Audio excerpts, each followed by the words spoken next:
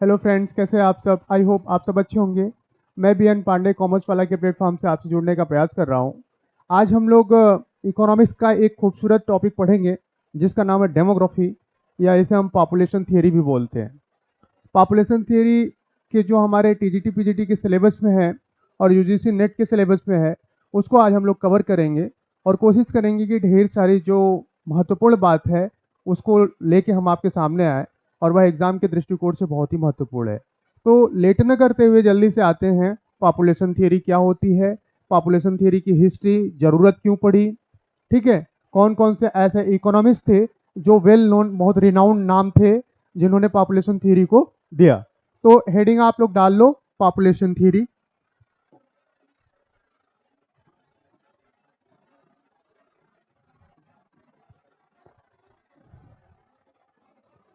ठीक है, क्योंकि हम पढ़ रहे हैं क्या, इकोनॉमिक्स, और इकोनॉमिक्स में हम मानव के व्यवहार या मानव को ही दृष्टिकोण रखते हुए सारी चीजें करते हैं।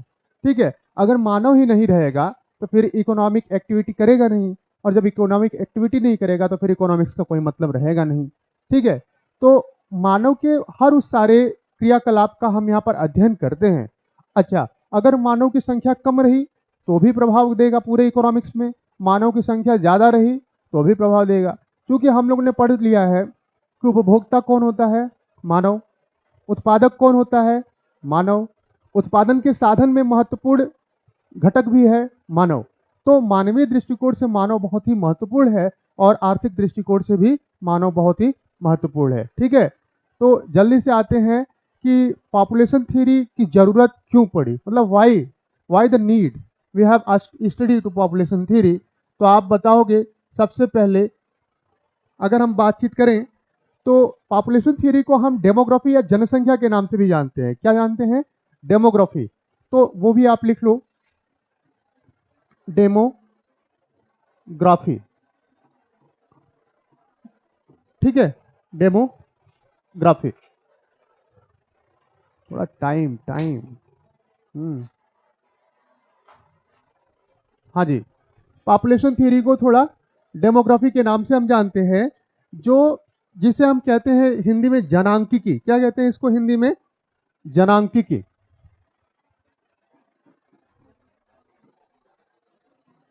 ठीक है, जनांकिकी, इसे हिंदी में क्या कहते हैं, जनांकिकी। और दूसरी बात यह है कि कहते तो हैं मगर ये किन दो शब्दों से मिलकर बना, तो आप जानोगे कि ये ग्रीक के वर्ड से बना है। ग्रीक, ग्रीक का दो शब्द है, डेमोस प्लस, डेमोस के साथ ग्राफिया। ठीक है, डेमोस प्लस ग्राफिया। कहीं कहीं डेमोस है, कहीं कहीं डेमोस है, तो जो भी आपको उचित लगे, ये दोनों ए और ओ को समझ लीजिएगा, डेमोस और ग्राफी। ठीक है, ग्राफी या ग्राफो भी बोलते हैं इसको। ठीक, डेमोस प्लस ग्राफो। अच्छा, ग्राफी का मतलब होता है लिखना, और डेमोस का मतलब ग्रीक के वर्ड में क्या आया, पीपल। क्या आया, पीपल। ठीक है, ग्राफी का मतलब लिखना हमने बताया है। तो पीपल के बारे में, यानी लोगों के बारे में क्या करना है, टू ड्रा अबाउट पीपल और राइट। ग्राफी का मतलब क्या, to draw about people, write. ठीक है, लोगों के बारे में लिखना। ठीक, यहां तक बात समझ में आई। अगर हम एक बात करें तो एक चीज हमसे निकल के आया यहाँ पे कि डेमोग्राफी का जो मीनिंग है वह क्या होगा, लोगों के बारे में जानकारी या लोगों के बारे में लिखना। जो हम अध्ययन करते हैं उसी को हम कहते हैं डेमोग्राफी या जनांकिकी। ठीक है, क्या कहते हैं, जनांकिकी। ठीक, अच्छा, डेमोग्राफी का उत्पत्ति ग्रीक के वर्ड से हुआ, डेमोस प्लस ग्राफी या ग्राफो। पीपल क्या है, पीपल डेमोस का मतलब हुआ, ग्राफी का मतलब है to draw about people, write. मतलब लोगों के बारे में हम जब लिखते हैं ना, उसी को हम ये कहते हैं। एक महानुभाव थे, क्या नाम था उनका, एसाइल गुडलार्ड।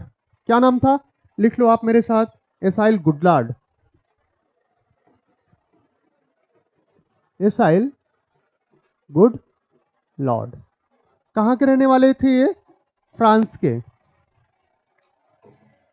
कहाँ के रहने वाले थे ये? फ्रांस के। एसाइल गुडलार्ड कहाँ के रहने वाले थे? फ्रांस के। ठीक है, इन्होंने सबसे पहले डेमोग्राफी वर्ड यूज किया। क्या यूज किया? First ever to use word of demography.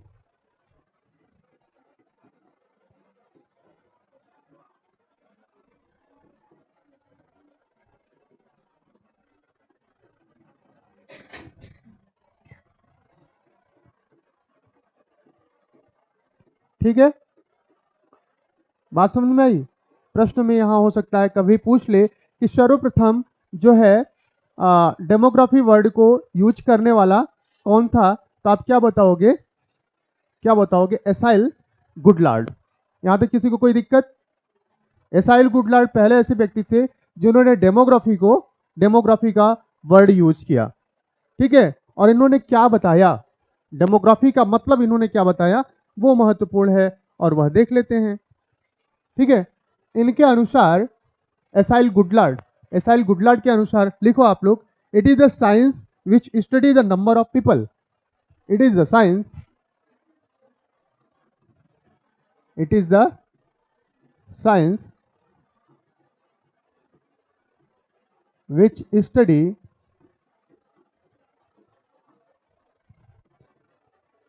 the number of the people।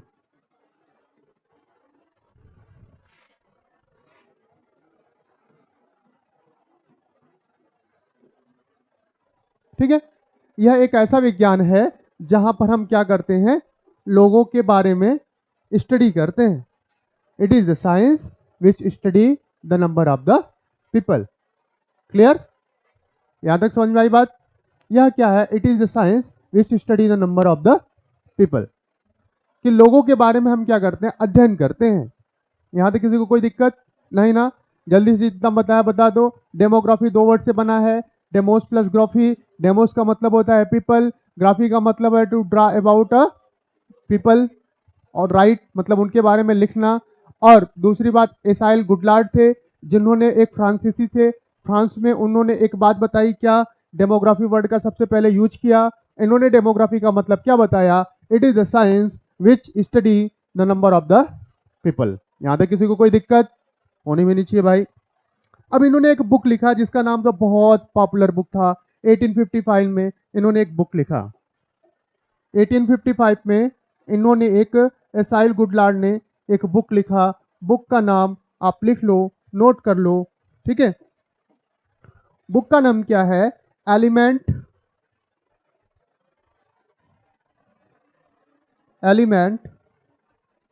Distinct. Book का नाम क्या है? Element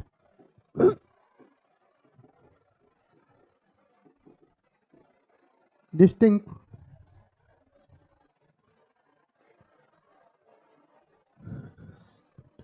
human on demographic compare. Distinct है, distinct human on demography compare. ठीक है, बात सुन भाई, क्या बुक का नाम था? Element distinct human on demographic compare, ये इनके बुक का नाम था। ठीक है, बात सुन भाई, यहां तक कोई दिक्कत?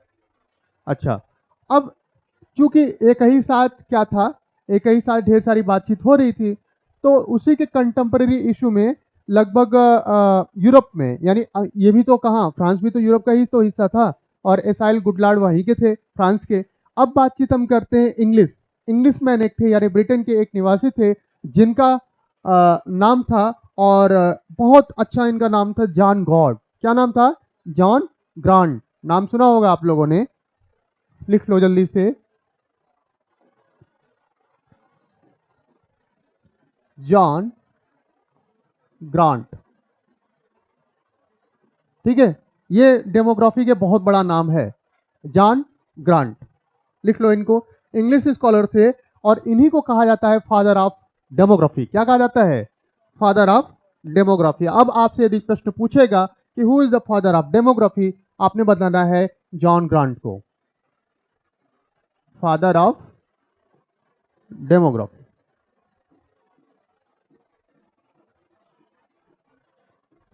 कहां के रहने वाले थे भैया? इंग्लिश मैन थे, यानी ब्रिटेन के रहने वाले थे। ठीक है, ब्रिटेन के रहने वाले थे, इन्हें कहा जाता है father of demography.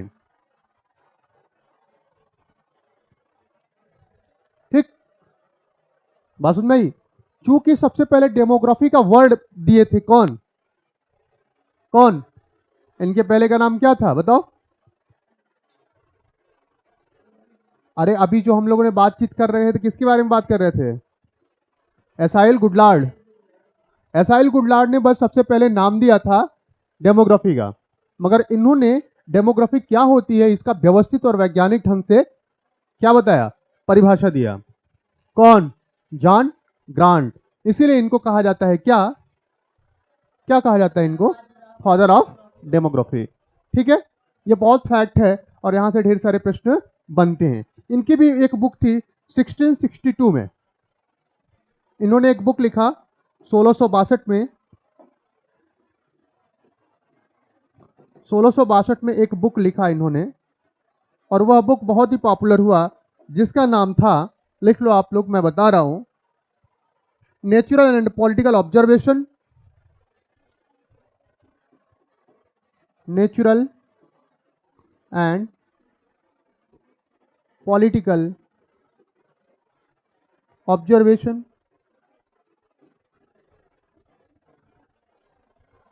Natural and political observation made upon the bills of mortality. Made upon the bills of mortality.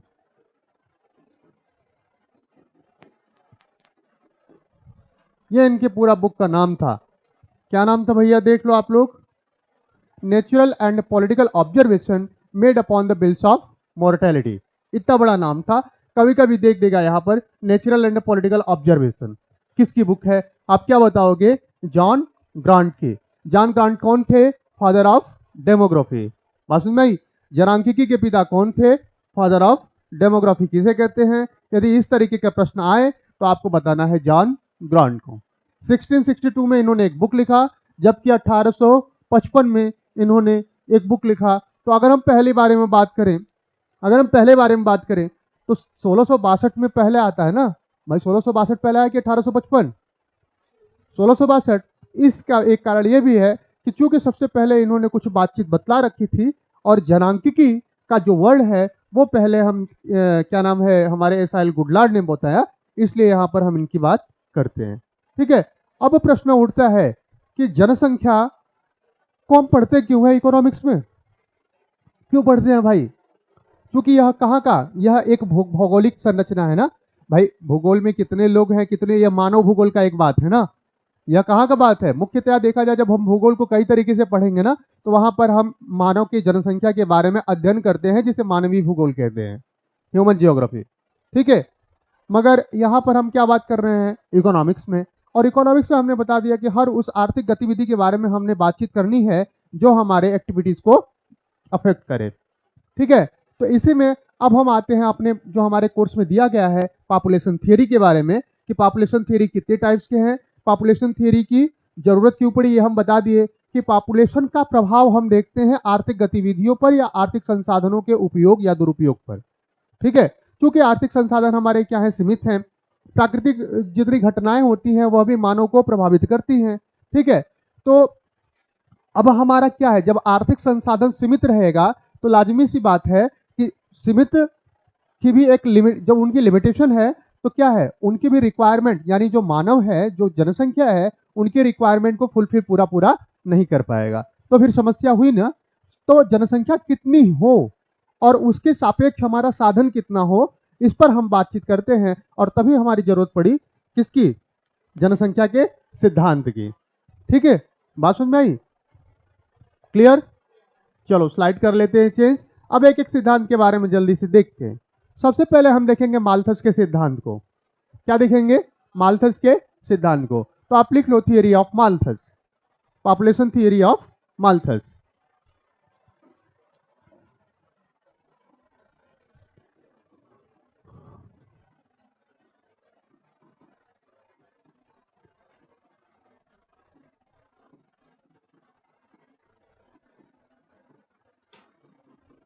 Population theory of Malthus. ठीक है, क्या है ये? अच्छा, हमने बता दिया जनसंख्या का सिद्धांत है, तो इसे तो भाई समझ में आ गया। प्रश्न उठता है कि माल्थस थे कौन? थोड़ा माल्थस के बारे में जान लें। ठीक है, देखो, माल्थस जो थे एक ब्रिटेन के पादरी थे। क्या थे? पादरी। और जो पादरी होता है वह ईश्वर में बड़ा विश्वास करता है। जैसे पुजारी है, प्रीस्ट है, वैसे पादरी होते हैं चर्च वर्च में। चूंकि ईसाई का वहाँ का रिलीजन है, तो रिलीजियस कनेक्टिविटी वहाँ की थी। और उन्होंने इस पर बहुत बल दिया कि जनसंख्या वास्तव में कितनी होनी चाहिए, जनसंख्या के कारक कौन कौन से हैं, और जनसंख्या का प्रभाव हमारे अर्थशास्त्र पर या आर्थिक जीवन पर कैसे पड़ता है। चूंकि यह कैसे थे? एक प्रकृतिवादी अर्थशास्त्री थे। अर्थशास्त्री भी दो तरह के, कौन कौन से? एक प्रकृतिवादी, जिन्होंने प्रकृति पर बहुत विश्वास करते हैं, और एक आदर्शवादी होते हैं जो एक मिला जुला दृष्टिकोण रखते हैं। ठीक है, क्योंकि माल्थस के जो सिद्धांत था उस पर बहुत प्रभाव पड़ा। किसका? विलियम गॉडविन का। विलियम गॉडविन का नाम सुने रहो आप लोग। जो जो महत्वपूर्ण है वही मैं बताऊंगा, ताकि कहानी बताने का कोई औचित्य यहां पर उतना है नहीं। ठीक है, विलियम गॉडविन का बहुत प्रभाव पड़ा। विलियम गॉडविन का बहुत प्रभाव पड़ा। चूंकि जो अर्थशास्त्री थे माल्थस, रॉबर्ट माल्थस इनका नाम था। क्या नाम था? Thomas Robert Malthus. कहाँ के रहने वाले थे ये? ब्रिटिश, यानी ब्रिटेन के रहने वाले थे। तो प्रश्न ये भी बन सकता है कि थॉमस रॉबर्ट माल्थस का पूरा नाम क्या है? माल्थस माल्थस हम जानते हैं, तो आप लिख लो, पहले इनका पूरा नाम ही लिख लो भाई। क्या नाम है इनका? Thomas Robert Malthus. Thomas Robert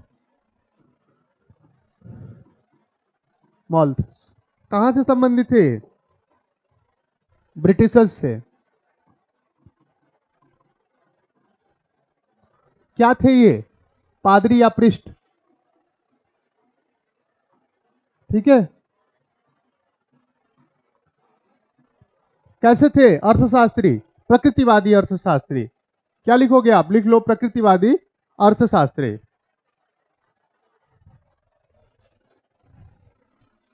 ये तो कुछ महत्वपूर्ण बातचीत इनके बारे में हमको जाननी ही चाहिए। प्रकृतिवादी अर्थशास्त्री।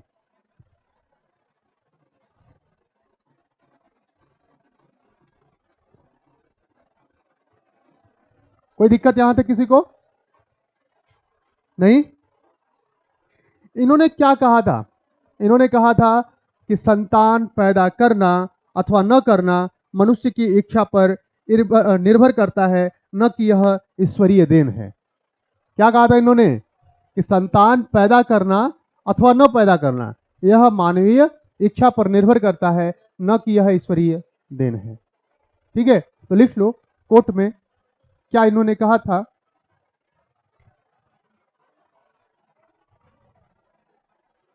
इन्होंने कहा था कि संतान पैदा करना अथवा न पैदा करना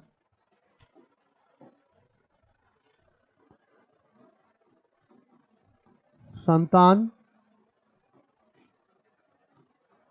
पैदा करना अथवा न करना यह मानवीय इच्छा पर निर्भर करता है। किस पर निर्भर करता है? मानवीय इच्छा पर।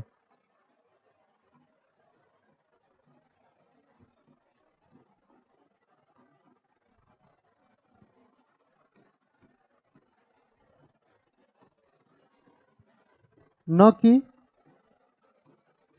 यह ईश्वरीय देन है।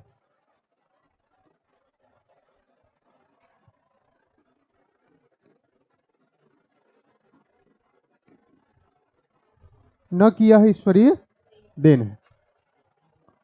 ठीक है, अब आप समझो, इन्होंने मानव को क्या किया, मानव को केंद्र बिंदु में लिया कि मानव ही मानव को पैदा करता है, न कि भगवान जी। लोग बोलते ना कि अरे भगवान के उस पे आ गए। अरे भाई, जब तक आप प्रोडक्शन साइकिल में घुसोगे नहीं तब तक तो कोई पैदा नहीं करेगा ना। ठीक है, तो यही इन्होंने कहा कि संतान को पैदा करना अथवा न करना यह पूरा पूरा मानवीय इच्छा पर निर्भर करता है। अगर हम चाहेंगे तभी पैदा होगा कोई, नहीं चाहेंगे तो कोई भी पैदा नहीं होगा। अच्छा, अब हम कितना चाहें या कितना पैदा करें यह अपने आप पर निर्भर करता है।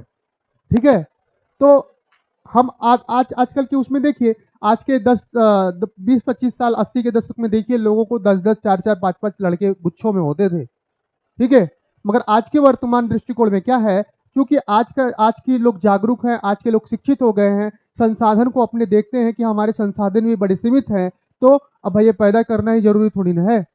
उनका लालन पालन पोषण, उनको अच्छी सुविधा देना, अच्छी शिक्षा देना, हाँ, वो हमारे लिए बर्डन ना पड़े। ठीक है, उनकी जीवन स्तर को बहुत सुधार करना, ये सब सारे जो दृष्टिकोण हैं ये वास्तव में शिक्षा से आया और लोगों में जागरूकता से आया। क्योंकि लोग समझने लगे कि हमारी जो जमीन है यह रबड़ नहीं है, यह स्थिर है, और हमारे जो संसाधन है वह भी सीमित है, और सीमित संसाधन में अनुकूलतम उपयोग करना है। तो एक और आगे आएगा, एक और अनुकूलतम जनसंख्या का सिद्धांत। ठीक है, फिर एक और हम लोग पढ़ेंगे माल्थस के बाद, ट्रांजिशन, ट्रांजिशन का सिद्धांत। ट्रांजिशन है यहाँ पर, ट्रांजिशनल अप्रोच, वो भी पढ़ना है। तो तीन यही हम लोग पढ़ेंगे बारी बारी से। आज हम लोग पढ़ रहे हैं माल्थस को। माल्थस ने कहा कि संतान को पैदा करना अथवा न करना यह मनुष्य की सदैव इच्छा पर निर्भर करता है, न कि ईश्वरीय देन पर। पहले क्या होता था, लोग कह देते थे अब पैदा तो खुद कर देते, बोलते थे भगवान की कृपा है। अरे भाई, भगवान की कृपा थोड़ी ना है। ठीक है, तो ये यहां तक बात की समझ में आई। इन्होंने भी एक बुक लिखा था, और उस बुक का नाम, पहले आप लिख लो, 1798 में इन्होंने बुक नहीं एक लेख लिखा था, और बहुत पॉपुलर था 1798 में। चूंकि 1792 के अंतर्गत एक महानुभाव हुआ करते थे जिनका नाम था गॉडविन, विलियम गॉडविन। ठीक है, 1792-93 में एक महानुभाव थे विलियम गॉडविन, और उन्हीं पर इतना गुस्सा हुए, कौन, हमारे माल्थस, इतना गुस्सा हुए कि उन्होंने अपना सिद्धांत ही दे दिया। तो पहले लिख लो आप, 1798 में इन्होंने क्या किया, एक लेख लिखा। ठीक है, क्या लिखा, एक लेख लिखा, और उस लेख का क्या नाम है, कहीं कहीं बहुत जगह किताबों में नहीं मिलता है, और यही पूछ भी सकता है, इसलिए आप लिख लो लेख का नाम, बहुत ढूंढने से मिला, an essay on the principle of population. An essay on the principle of population, बहुत बड़ा नाम है इसका, an essay on the principle of population. ये तो इसकी मुख्य मतलब, अगर एग्जाम में देगा तो यही देगा, मगर कभी कभी आप अपने जानकारी के लिए रख लो कि इसका नाम क्या है। जब ये अपना नाम पूरा बताएगा ना पूरे ऐसे का, तो आपको समझ में आ जाएगा कि वास्तव में इसमें बात किसकी की गई है। तो एन ऐसे on the population, principle of population का मतलब समझ रहे हो कि एक निबंध लिखा गया है पॉपुलेशन पर, के सिद्धांत पर। ठीक है, as it effects the future improvement. देखो अब कहानी स्टार्ट हुई है, as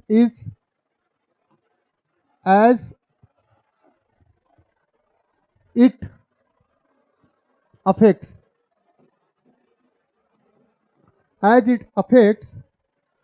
the future improvement of the society, the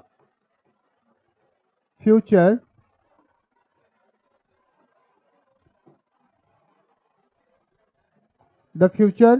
improvement of society, the future improvement of society, with remarks on the speculation of Mr. Godwin, with remarks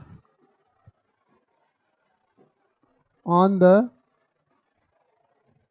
speculation of Mr. Godwin,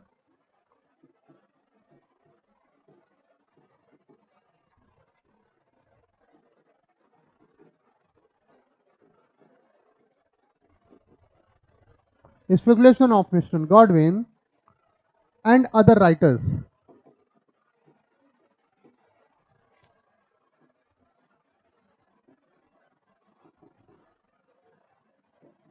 ये तो पूरा नाम था जी, मगर आपसे exam में यही पूछेगा। एग्जाम में इतना नाम हम नहीं पूछता, एग्जाम में पूछना होगा तो यही पूछेगा an essay on the principle of population किसका लेख है, ठीक है। An essay of the principle of population किसका लेख है, आपको क्या बताना है, मिस्टर माल्थस का। बात क्लियर। 1798 में तो इन्होंने लिखा और यह एक गुमनाम पत्रिका बन गया। क्या बन गया, एक गुमनाम, ताकि लोग तवज्जो नहीं दिए उस समय। उस समय की परिस्थितियां ऐसी उत्पन्न हो गई कि लोग इन पर तवज्जो नहीं दिए, ठीक है। फिर इन्होंने एक लेख लिखा और 1803 में, 1798 में तो ये बातचीत किया, फिर 1803 अब जो पॉपुलर हुआ उसका नाम था an essay on the principle of population. फिर एक लेख लिखा उसी नाम से, और क्या नाम था, an essay on the principle of population. An essay on the principle of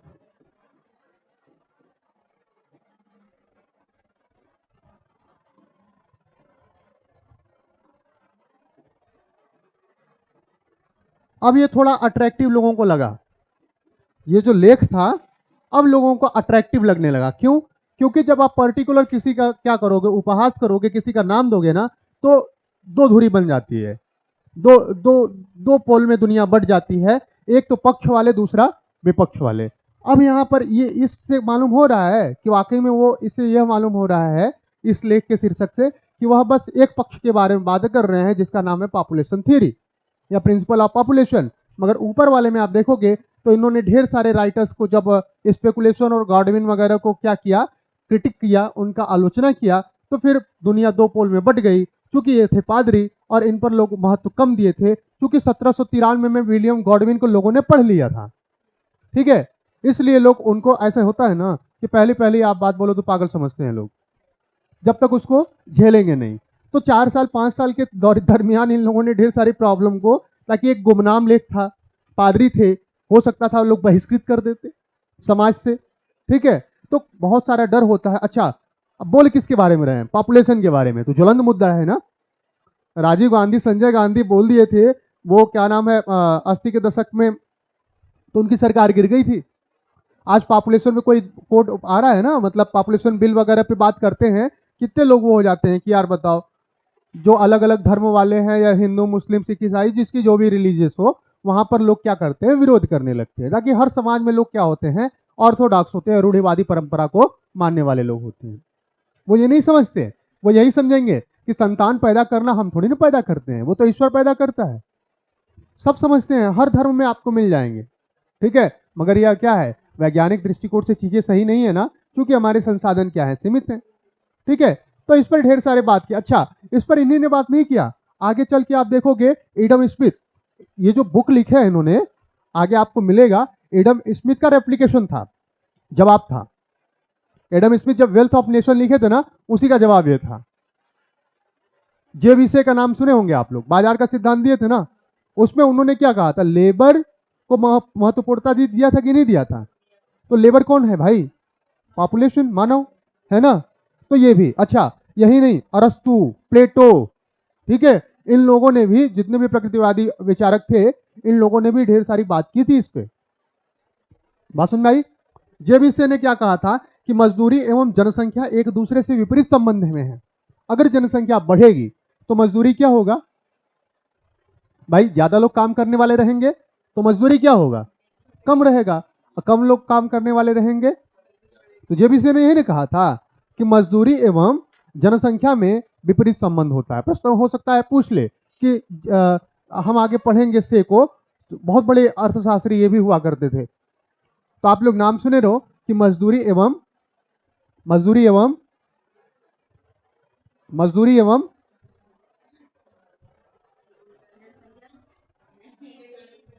मजदूरी एवं जनसंख्या, इन दोनों में विपरीत संबंध होता है जी।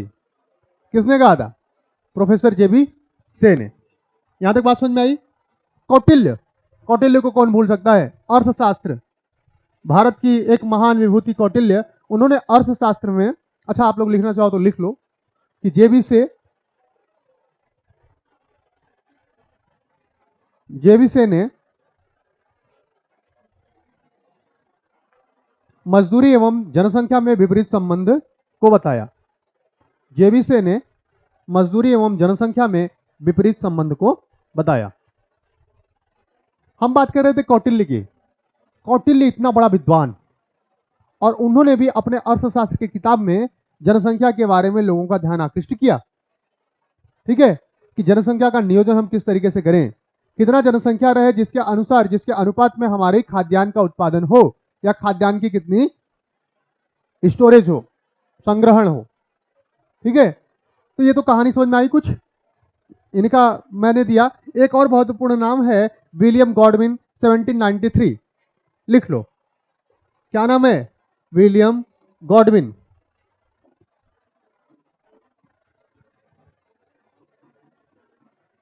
William Godwin. इन्हीं के विचारों के प्रति उत्तर में ही माल्थस ने अपने विचार को रखा। कभी कभी पूछता है कि माल्थस के सिद्धांत, जनसंख्या के सिद्धांत पर निम्नलिखित में से कौन से विचारक का प्रभाव सर्वाधिक रहा, तो आप क्या बताओगे? William Godwin. इन्होंने 1793 में एक बुक लिखा, लिख लो उस बुक का नाम। 1793 में एक बुक लिखा, और बुक का नाम क्या है ये लिख लो। और इन्होंने क्या बात कहा, बहुत ही मजा आने वाला है, आप देखोगे। दो बुक का नाम है इंक्वायरिंग कंसर्निंग पॉलिटिकल जस्टिस। क्या नाम है? Enquiring concerning political justice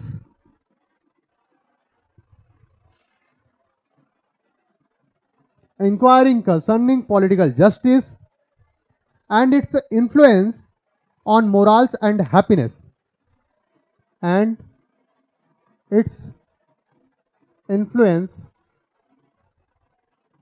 on morals and happiness.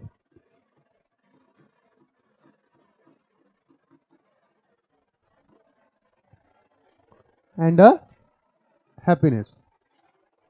ठीक है, वास्तव में ये इनकी बुक थी। अब बुक को आप देख लो, खुद ही समझ में आ जाएगा। बुक का नाम देखो क्या है, enquiring concerning political justice and its influence on moral and happiness. इन्होंने पॉलिटिकल जस्टिस को ध्यान में रखते हुए मोरल और हैप्पीनेस के, मनुष्य के मोरल और हैप्पीनेस पर बातचीत किया। इन्होंने क्या लिखा, और ये कैसे, प्रश्न में पूछता है, ये कैसे अर्थशास्त्री थे? आप क्या कहोगे? या आइडियलिस्टिक थे? कौन से थे? आइडियलिस्टिक अप्रोच वाले थे, आशावादी।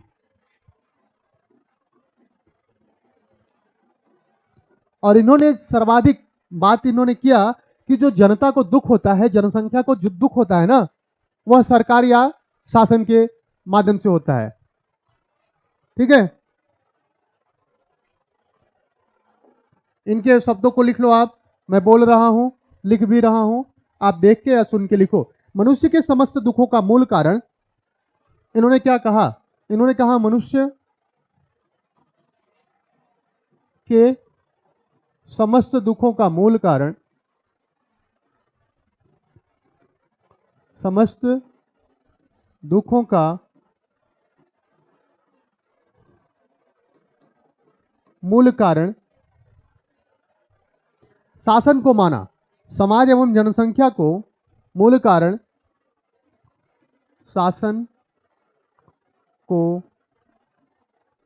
माना। समाज एवं जनसंख्या को उस सीमा तक रखता है, समाज एवं जनसंख्या को उस सीमा तक रखता है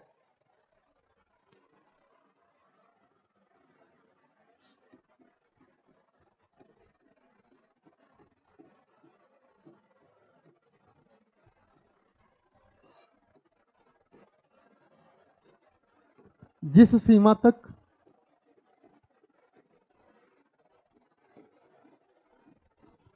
जिस सीमा तक, जिस सीमा तक उसके पास साधन होते हैं, उसके पास साधन होते हैं।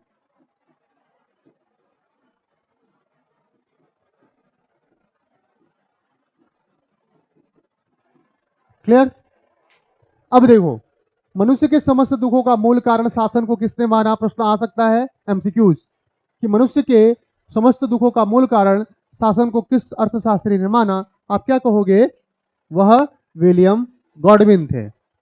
इन्होंने कब? 1793 में एक बुक लिखा। अब प्रश्न पूछेगा कि बुक का नाम क्या है, तो इंक्वायरी कंसर्निंग पॉलिटिकल जस्टिस, यही पूछेगा। ठीक है, तो जो मैं बोलता हूं उसको हेडिंग अंडरलाइन वाइन कर लो आप लोग, जैसे समझ में आए। इतनी बड़ी बुक का नाम कभी नहीं पूछा है। ठीक है, बात समझ आई? चूंकि इन्हीं के बातों पर सर्वाधिक प्रभाव पादरी साहब को पड़ा, जिन्होंने शासन को ही कटघरे में खड़ा कर दिया। और हमारे जो, क्या नाम है उनका, माल्थस, माल्थस ने कहा था कि वाकई में ऐसा कुछ नहीं है, मनुष्य ही है जो कितने बच्चे पैदा करेगा वह खुद निर्धारण करता है, वह उसकी इच्छा पर निर्भर करता है, न कि ईश्वरीय देन है। ऐसा कुछ नहीं है। ठीक है, तो ये सब कंट्राडिक्शन वहां पर निकल के आई। ठीक, अब माल्थस के सिद्धांत का कथन क्या है, यह देखो। माल्थस के सिद्धांत का कथन, अभी तक माल्थस ने क्या क्या महत्वपूर्ण बात बोली थी, यह हम लोगों ने चर्चा की। अब माल्थस के सिद्धांत का जो महत्वपूर्ण क्रक्स है वह बतलाया। उन्होंने जनसंख्या को कोरिलेट किया खाद्यान्न की आपूर्ति से। प्रश्न पूछता है कि माल्थस ने किसको महत्वपूर्ण अंग माना, तो एक तो रहेगा जनसंख्या, दूसरा रहेगा खाद्यान्न की आपूर्ति। तो लिख लो मेरे साथ आप लोग,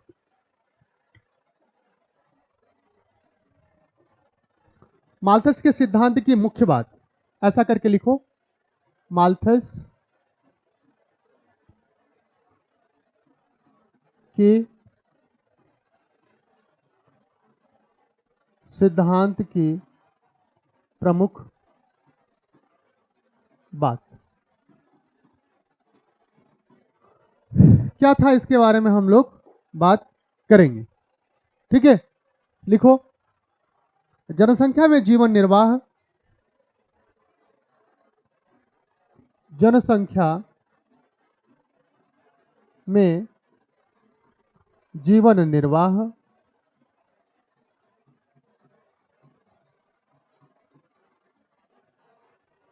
जनसंख्या में जीवन निर्वाह साधनों की अपेक्षा तीव्र गति से बढ़ने की प्रवृत्ति होती है। जीवन निर्वाह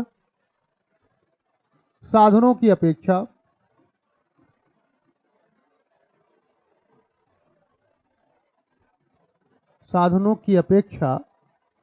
तीव्र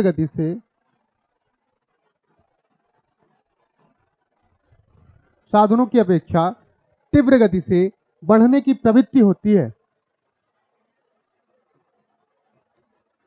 बढ़ने की प्रवृत्ति होती है, इन्होंने यही बोला था। किसने? माल्थस के सिद्धांत का क्रक्स जो है बात है, वह कहा माल्थस ने कि जनसंख्या में जीवन निर्वाह जो है वह साधनों की अपेक्षा तीव्र गति से बढ़ने की प्रवृत्ति होती है, यानी ट्रेंड होता है। ठीक है, इंग्लिश में इसे लिखना चाहो तो लिख लो, population tends to outrun substances. Population tends out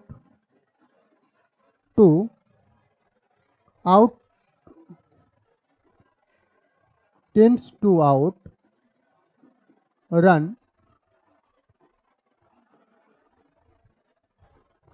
substances।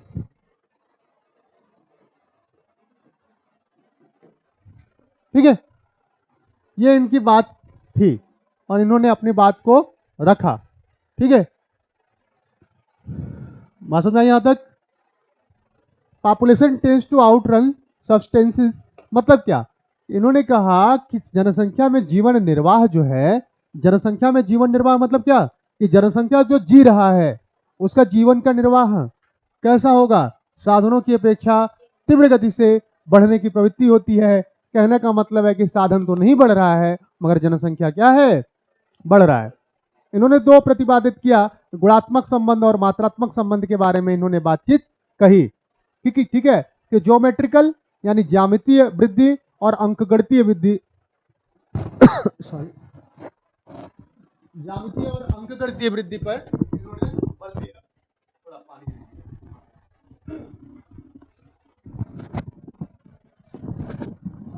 ठीक है, इन्होंने किस पर बल दिया भैया, ज्यामितीय वृद्धि और गणितीय वृद्धि पर। तो इसके बारे में हम लोग बात करेंगे जल्दी से। Thank you.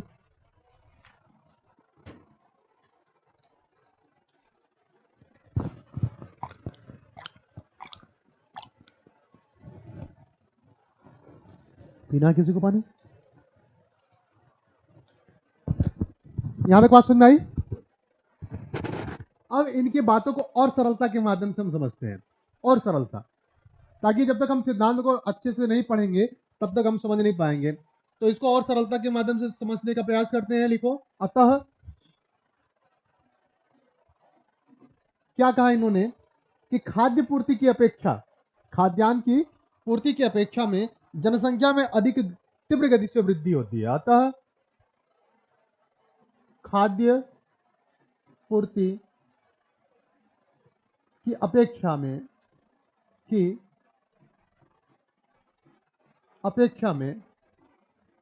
जनसंख्या में तीव्र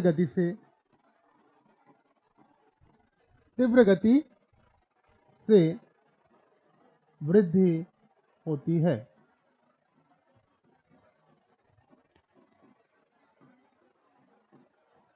ठीक है, अब समझ में आ गया कि दो तत्व हैं, कौन कौन से, एक तो खाद्यान्न, दूसरे हमारी जनसंख्या, और दोनों में हो रही है वृद्धि। दोनों में कितना वृद्धि हो रही है यही तो देखने का प्रयास कर रहा है कि एक के सापेक्ष उसमें कितनी वृद्धि हो रही है, यानी जनसंख्या के सापेक्ष हमारे खाद्यान्न की आपूर्ति में कितनी वृद्धि हो रही है। इसी पर बल दिया कौन, माल्थस ने। और माल्थस की पूरी पूरी जो सिद्धांत है यह इसी बात को बतलाने में निकल गया।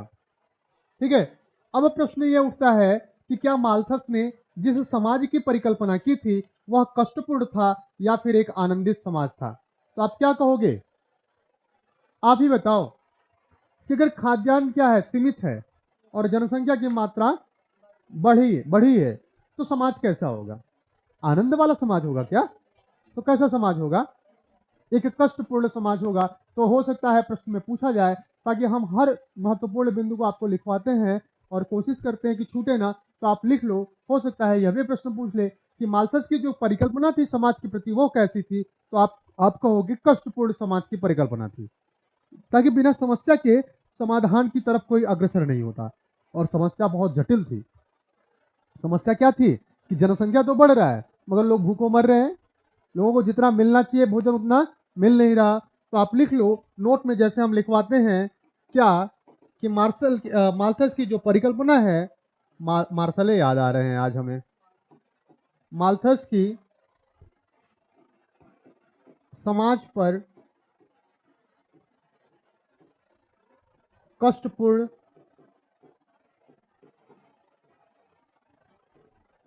समाज की परिकल्पना थी।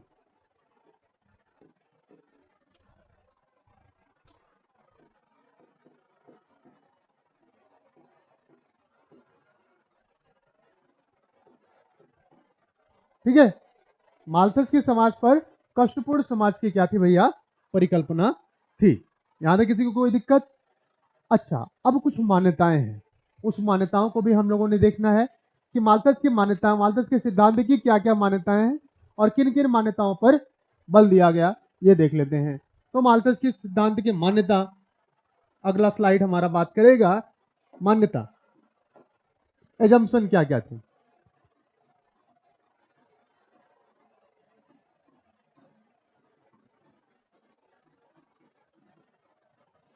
एजम्पशंस जल्दी से लिख लेते हैं। पहला था काम वासना एवं संतानोत्पत्ति के मध्य प्रत्यक्ष सहसंबंध है। क्या उन्होंने कहा था कि जो काम वासना है, काम वासना एवं संतानोत्पत्ति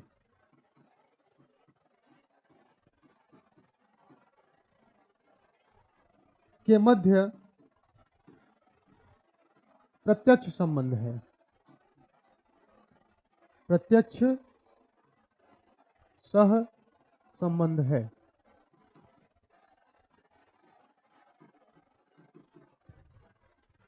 इसका मतलब क्या? काम वासना को हम कहते हैं इंग्लिश में सेक्सुअल अर्ज। क्या कहते हैं? सेक्सुअल अर्ज।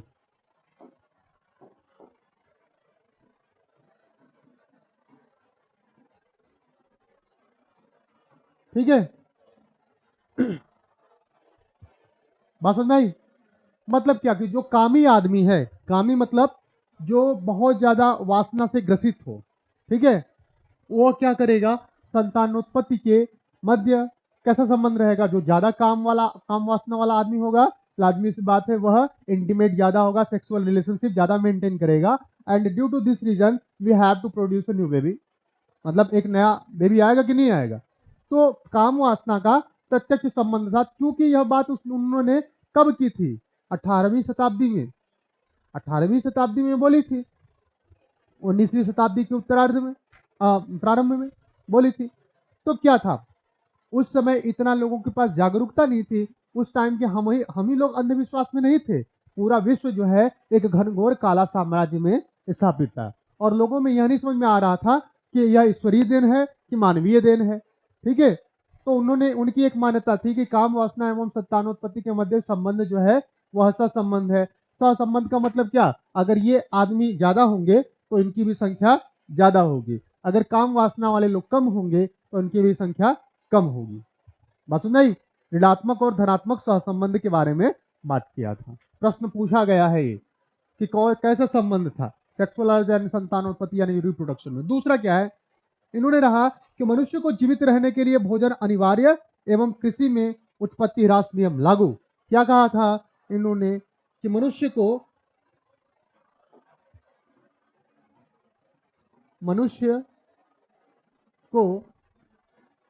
जीवित रहने के लिए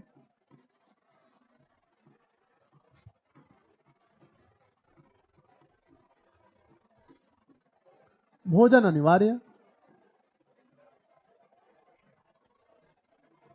भोजन अनिवार्य एवं कृषि में, किसमें भैया? कृषि में उत्पत्ति ह्रास नियम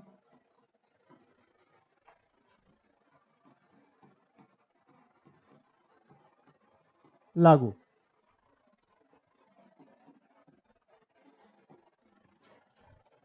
इसमें किसी को कोई दिक्कत? भाई मनुष्य है, जीवित रहेगा तो भोजन की जरूरत पड़ेगी, और जब भोजन की जीवित रहने पर जरूरत पड़ेगी तो उत्पत्ति ह्रास नियम कृषि में लागू। इसका मतलब आपको समझना चाहिए।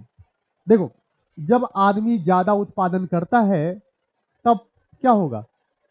उसकी कीमत क्या होगी? कम होगी कि नहीं होगी? हमने एक पैराडॉक्स पढ़ाया था, याद है आप लोग को?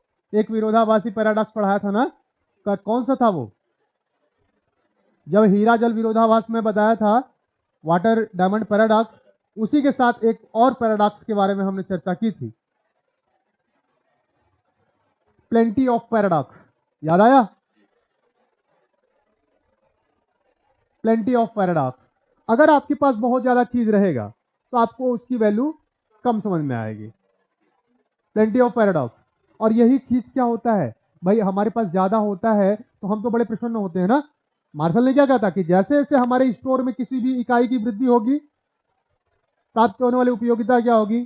कम होती जाएगी। मगर इकाई में वृद्धि तो बढ़ेगी ना, इसकी वैल्यू में वृद्धि बढ़ेगी कि नहीं बढ़ेगी? मगर कृषि के क्षेत्र में क्या है, यही सिद्धांत जस्ट उल्टा हो जाता है। जैसे जैसे उत्पादन बढ़ेगा, प्राप्त होने वाला जो कृषक होगा उसको पैसा क्या होगा? कम मिलेगा। कैसे? सुनो, हमारे पास सबके पास कम ज्यादा उत्पादन हो रहा है, सर्वत्र ज्यादा उत्पादन हो रहा है, तो 10 रुपए किलो अगर गेहूं है तो 10 किलो बेचेगा ना आदमी, क्योंकि सबसे ज्यादा है। तो बार्गेनिंग क्षमता क्या हुई? आप नहीं दोगे कोई और दे देगा 10 रुपए में, ताकि स्टोर पर पर्याप्त है, उत्पादन पर्याप्त मात्रा में हुआ है। मगर उत्पादन सीमित मात्रा में हो, आप हमसे मांगोगे, तो वहां पर जो विक्रेता होता है वह जो है कीमत तय करता है, न कि क्रेता। मगर उत्पादन, जब हम कृषि के क्षेत्र में बात करें तो कृषि के क्षेत्र में जस्ट रिवर्स हो जाता है जी।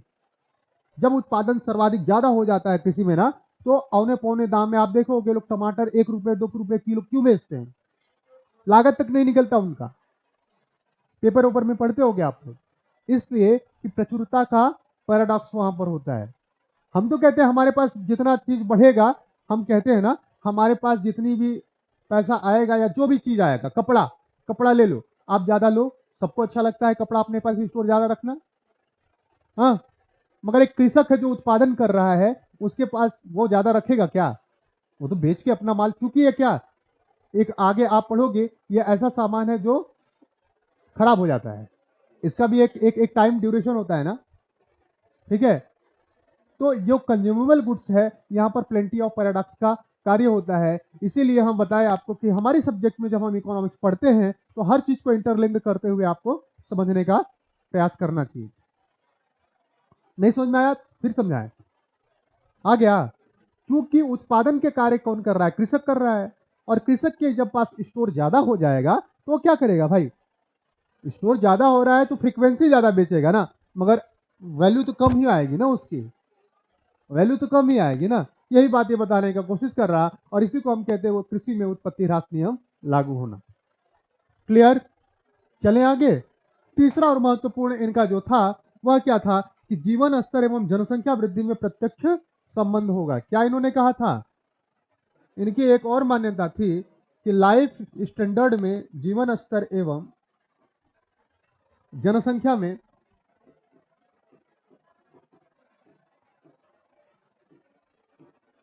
प्रत्यक्ष संबंध। अब इसे भी आप समझ लो भाई। अगर हमारे, मान लो हमारे 10 बच्चे हैं, 10 बच्चे, हम कमा रहे हैं 1 लाख रुपए, कमा रहे हैं कितना? 1 लाख रुपए। तो हमको 10 बच्चों की पूरी जरूरतों को पूरा करना पड़ेगा ना। और हमारे पास 2 बच्चे हैं 1 लाख में, तो हम हो सकता है, हो क्या सकता है, मतलब यह शाश्वत सत्य बात है, शाश्वत सत्य बात है कि 2 बच्चों की हम परवरिश, 2 बच्चों की आवश्यकताओं की संतुष्टि हम बहुत अच्छे तरीके से कर सकते हैं। तो ये तो इन्होंने बताया है कि जीवन स्तर यानी लाइफ स्टैंडर्ड। हम पूरी सब्जी रोज खा सकते हैं, पनीर 2 लोग रहेंगे तो रोज रोज जो मन करेगा वो खाएंगे ना। आप ही समझो, आपके यहाँ 4 लोग आ जाते हैं, 4 लोग, और 4 पार्टनर रहो और आप अकेला रहो। 4 पार्टनर का पनीर का अगर 1 किलो, 1 किलो नहीं खाते, कितना खाएंगे? आधा किलो, आधा किलो खा लेंगे ना, खा लेंगे ना, आधा किलो खिलाते हैं, 120 रुपये आएगा, 120 रुपये। अब 4 लोग रहें, 120 रुपये में 4 हिस्सा लगेगा ना, तो सबको देने में मजा आएगा और खाएंगे सब। तो आपका क्या शेयर तो कम लग रहा है ना, शेयर कम लग रहा है ना, मगर ये क्या, ये खर्च करने की बात है।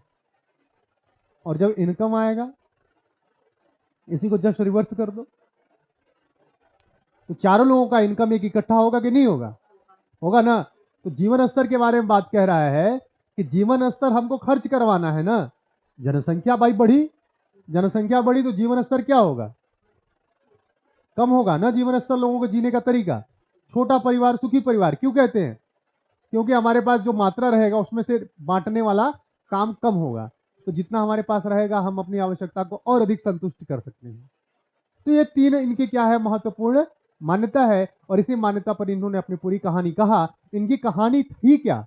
इनकी कहानी थी कि खाद्यान्न एवं जनसंख्या के मध्य संबंध कैसा होता है, इन्होंने इसी बात पर बल दिया।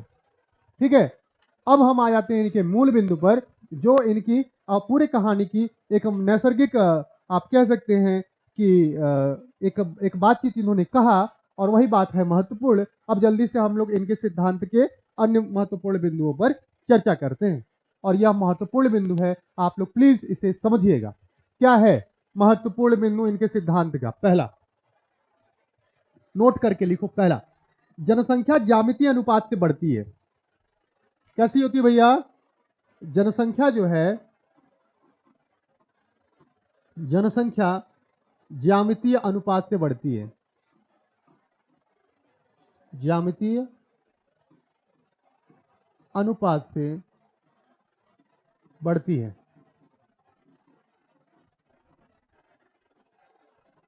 अब ये क्या होता है? ज्यामितीय मतलब क्या? जियोमेट्रिकल। ज्योमेट्रिकल, जैसे 2, 4, 6, 8, ऐसे नहीं। 2 दूनी के 4 दूनी के 8 दूनी के 16 दूनी के 32 दूनी के 64 दूनी के 128 दूनी के 256 दूनी के 512, इस तरीके से। ठीक है, तो ये होता है ज्यामिति। मतलब आप लिख लो 2, 4, 8, 16, 32 इस तरीके से। ठीक है, ये ज्यामिति का मतलब होता है, जिसे हम कहते हैं अनियंत्रित जनसंख्या ज्यामितीय दर से बढ़ती है। यह नियंत्रित नहीं होती है। इसके अंदर एक सब पॉइंट आप लिख लो, और कि अनियंत्रित जनसंख्या, अनियंत्रित जनसंख्या ज्यामितीय दर से बढ़ती है।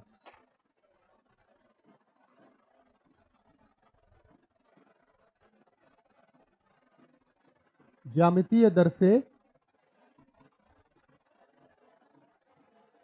बढ़ती है। और वह ज्यामितीय दर के बारे में आपको बता दूं कि वो दाम ज्यामितीय दर होता है इस तरीके से: 2 दूनी के 4 दूनी के 8 दूनी के 16 दूनी के 32 दूनी के 64 128 256 512 और इसी तरीके से सोआन। इस तरीके से जनसंख्या हमारी बढ़ती है। ठीक है, लिख लो ये, तब समझ में आएगा। 2, 4, 6 नहीं, 2, 4, 8, 16, 32, 64, हाँ, और सोआन ऐसे करके। ठीक है, तो ये क्या है भैया, ये ज्यामितीय दर से क्या होती है, बढ़ती है। इसी वृद्धि को गुणोत्तर वृद्धि भी कहते हैं। क्या कहते हैं? गुणोत्तर वृद्धि। तो ये भी लिख लो कि इसी वृद्धि को गुणोत्तर वृद्धि कहते हैं। और यह प्रश्न में पूछा जा सकता है कि जनसंख्या के सिद्धांत में माल्थस के द्वारा गुणोत्तर वृद्धि की बात की गई है अथवा नहीं, तो आप क्या कहोगे? बेशक की गई है। और इसी को हम कहते हैं जनसंख्या ज्यामितीय अनुपात से जो बढ़ती है ना, तो जनसंख्या वृद्धि के इस अनुपात को हम क्या कहते हैं? जनसंख्या वृद्धि के इस अनुपात को हम क्या कहते हैं? बता भैया। गुणोत्तर वृद्धि। जनसंख्या वृद्धि के इस अनुपात को हम गुणोत्तर वृद्धि के नाम से जानते हैं। गुणोत्तर वृद्धि के नाम से जानते। कोई दिक्कत किसी को? नहीं होनी भी नहीं चाहिए। लिख लो जल्दी से। और एक महत्वपूर्ण लाइन इसी में लिखो जल्दी से मेरे साथ। क्या? कि जीविका प्रदान करने वाली भूमि की शक्ति की तुलना में जीविका प्रदान करने वाली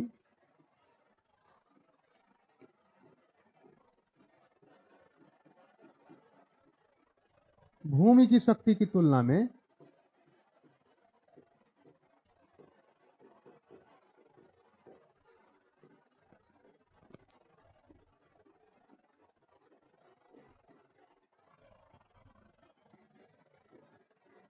जीविका प्रदान करने वाली भूमि की शक्ति की तुलना में जनसंख्या वृद्धि की शक्ति अनंत होती है। जनसंख्या वृद्धि की शक्ति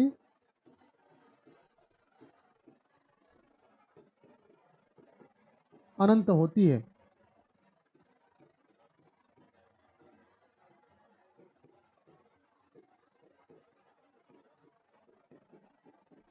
क्लियर? ठीक है, प्रश्न में पूछा जा सकता है कि जनसंख्या की वृद्धि की शक्ति कैसी होती है? सीमित, असीमित, अनंत अथवा शून्य? तो आप बताओगे नहीं? ये मजा आ रहा है ना क्लास में? चलो, ये तो कुछ बात रही इनकी। और इन्होंने क्या कहा? दूसरा जो महत्वपूर्ण बिंदु था, एक तो पहला महत्वपूर्ण बिंदु क्या था? ये वाला जो हम अंडरलाइन कर रहे हैं, क्या? कि जनसंख्या जो है वह ज्यामितीय अनुपात से बढ़ती है। ठीक है, अब दूसरी बातचीत इन्होंने कही, इसी में आगे इन्होंने अपनी बात को बढ़ाया और क्या कहा? माल्थस की दूसरी बात क्या है? कि जनसंख्या तो ज्यामितीय दर से बढ़ती है, मगर जो हमारा खाद्यान्न होता है वह अंकगणितीय दर से बढ़ता है। तो लिख लो वो क्या कहा इन्होंने कि खाद्य सामग्री अंकगणितीय अनुपात से बढ़ती है। दूसरी बात, खाद्य सामग्री अंकगणितीय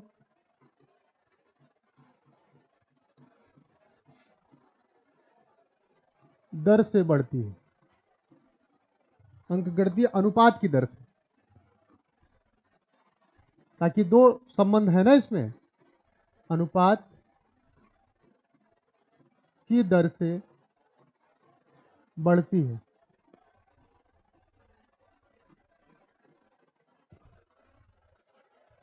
यह भी एक महत्वपूर्ण बिंदु है। प्रश्न में पूछा जाता है कि खाद्य सामग्री माल्थस के सिद्धांत के अनुसार अंकगणितीय दर से बढ़ती है या ज्यामितीय दर से बढ़ती है, ठीक है, या प्रतिशत की दर से बढ़ती है। ठीक, तो आप क्या कहोगे, अंकगणितीय अनुपात की दर से बढ़ती है। याद हो जाएगा पूरा। चलो, अब इसमें भी महत्वपूर्ण बातचीत इन्होंने कही, उसके बारे में हम लोगों ने बात करनी है। जैसे अच्छा, क्यों बढ़ती है, प्रश्न में यह पूछता है कि क्यों बढ़ती है। भाई बढ़ती तो है अंकगणितीय अनुपात में, मगर क्यों बढ़ती है, क्योंकि यहां पर उत्पत्ति ह्रास का नियम लागू होता है। लिख लो, महत्वपूर्ण बातचीत हमने कर रहा है क्या, कि क्योंकि यहां पर, क्योंकि मत लिखना, क्योंकि लिखना, क्योंकि उत्पत्ति ह्रास नियम लागू होता है, क्योंकि उत्पत्ति ह्रास नियम लागू होता है। अब बात समझ में आई। अब प्रश्न में पूछा जाएगा कि खाद्य सामग्री अंकगणितीय अनुपात में क्यों बढ़ता है, तो आप क्या कहोगे, क्योंकि वहां पर उत्पत्ति ह्रास नियम लागू होता है। उत्पत्ति ह्रास नियम हम लोगों ने पढ़ लिया है। उत्पत्ति के नियम में 3 नियम था, वर्धमान, समता और ह्रास का नियम। याद है ना, जो ऐसे ग्राफ बनाए थे, ऐसे चल के ऐसे आती थी, याद है ना, पहला स्टेज, दूसरा स्टेज और तीसरा स्टेज, ठीक है। तो इस तरीके की चीजें हम लोगों ने पढ़ लिया है, इसीलिए सारे सिद्धांत हम लोगों ने पढ़ लिए हैं। क्योंकि यहाँ पर अब हम बातचीत करेंगे तो आपको वो सिद्धांत लागू करवा देना है, ठीक है। क्योंकि यहाँ पर किसके बारे में बात कर रहे थे हम, उत्पत्ति ह्रास नियम के लागू होने के बारे में बातचीत कर रहे थे। किसी का हिस्ट्री नहीं है ना, कंटिन्यू करें, चलेगा, आज इसे खत्म करेंगे, चलेगा ना। चलो, बात यहां तक समझ में आई। अब दूसरी बात क्या है, दूसरी बात अच्छा, इसका भी उदाहरण लिख लो। इसका उदाहरण क्या होगा, अंकगणितीय अनुपात में आपस में बताओ, कौन बताएगा मुझे कि अंकगणितीय रूप से वृद्धि किस कैसे होती है। हाँ, अरे भैया, गणित में वृद्धि कैसे होती है, 1 2 3 4 5 6 7 8 ऐसे ऐसे तो होती है। तो लिख लो ये भी कि अंकगणितीय रूप से वृद्धि इस तरीके से होती है जैसे आपको समझने में आसानी हो। और खाद्य सामग्री में अंकगणितीय रूप से या अंकगणितीय अनुपात से वृद्धि होती है। यह इनकी महत्वपूर्ण दूसरी बात रही, ठीक है, यह इनकी दूसरी महत्वपूर्ण बात रही। अब तीसरी महत्वपूर्ण बात क्या है वो लिख लो जल्दी से। इनकी तीसरी महत्वपूर्ण बात रही, और वही कुछ खास रही। क्या बात इन्होंने कहा कि जनसंख्या एवं खाद्य सामग्री में असंतुलन होता है, कि जनसंख्या एवं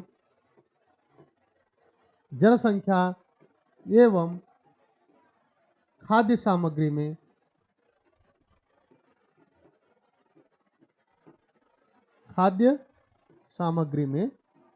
असंतुलन।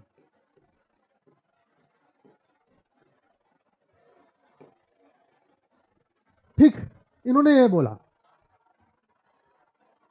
बात समझ में आई यहां तक, कि जनसंख्या एवं खाद्य सामग्री में क्या होता है, असंतुलन होता है। क्यों, क्योंकि एक ज्यामितीय वृद्धि हो रही है और एक में गणितीय वृद्धि हो रही है, तो दोनों में असंतुलन की स्थिति उत्पन्न हुई कि नहीं हुई। तो ये तीसरी बात इन्होंने कहा। अच्छा, इनका एक फेमस कोट है, वो लिख लो, इंग्लिश में है और इसको लिखना जरूरी है आप लोगों को। कोट क्या है वो लिख लीजिए जल्दी से भैया मेरे साथ। इन्होंने कहा था prosperity was not to depend on population. क्या कहा था कि जो समृद्धि है, अगर हिंदी में लिखना चाहो तो लिख लो, मैं इंग्लिश में लिखूंगा, मगर आप लोग भी लिखना, और रिक्वेस्ट है आपसे, ताकि यह कोट है और बहुत मजेदार कोट हमें लगा, इसलिए मैं यहां पर आपको लिखवा रहा हूं। क्या है कि prosperity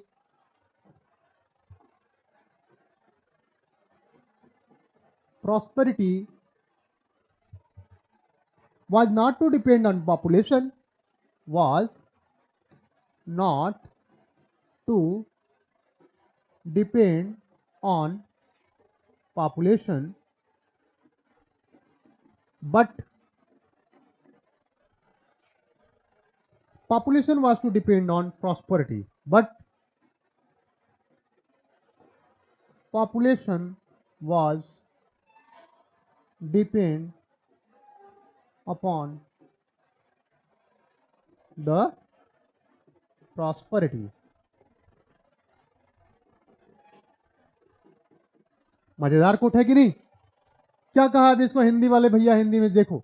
prosperity was not to depend on population, समृद्धि जो है यह जनसंख्या पर निर्भर नहीं है, बल्कि क्या है, जनसंख्या जो है यह समृद्धि पर निर्भर है कि नहीं?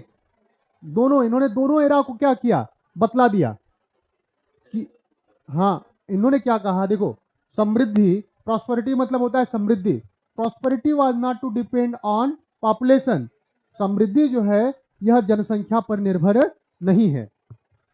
लिख लो, समृद्धि जनसंख्या पर निर्भर नहीं है, बल्कि निर्भर नहीं है, बल्कि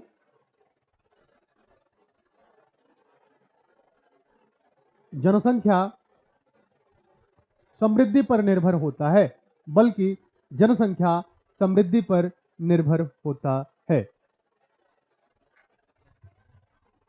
ठीक है बच्चा? ठीक है,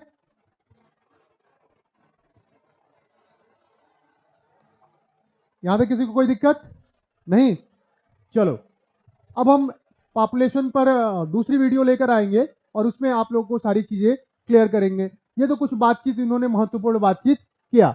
अब इनकी और महत्वपूर्ण बात है कि जनसंख्या को हम कैसे रोकेंगे, या जो असंतुलन है, देखो, सिद्धांत देना ही महत्वपूर्ण नहीं है, ये तो समस्या का इन्होंने क्या किया, पहचान किया कि जो जनसंख्या है और जो खाद्यान्न है इसमें कैसा संबंध है, इन्होंने बतला दिया।